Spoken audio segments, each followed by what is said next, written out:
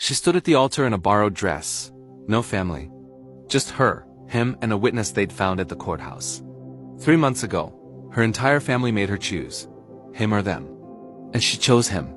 Now, as she whispered, "I do," with tears streaming down her face, she had no idea this painful, lonely beginning would become the greatest testimony of her life. Let me tell you how it all fell apart, and how God put it back together. Her name was Sarah. His was David. They met at work. Different backgrounds, different cultures. But when they talked, the world disappeared. 6 months later, David proposed, and Sarah said yes without hesitation. She thought her family would celebrate. She was wrong. Her father said, "If you marry him, you're not my daughter anymore." Her mother pleaded, "What will people say?" Her brother stopped taking her calls. David's family wasn't much better. His parents said Sarah would never fit in. His best friend pulled him aside. "Brother, why are you throwing your family away for her?" But David looked at Sarah, and Sarah looked at David. They chose each other anyway. The wedding was quiet.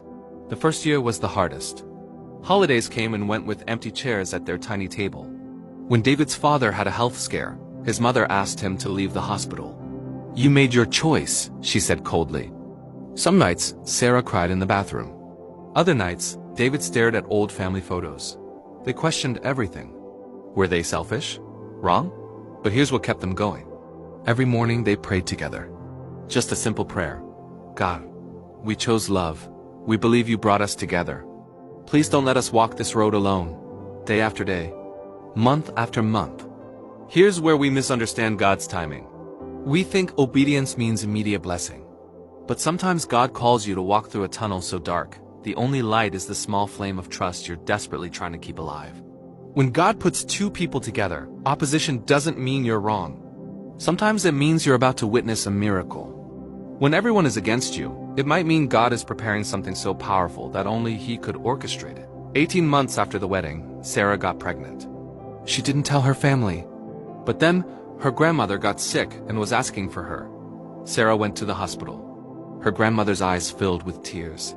"I'm sorry," she whispered. "I was afraid of what people would think." But God spoke to me. He said I was about to miss the greatest blessing of my life because of pride. That was the first crack in the wall. 2 weeks later, her sister called. "I had a dream about you," she said. A voice said, "She followed love." "What are you following? Can I meet him?"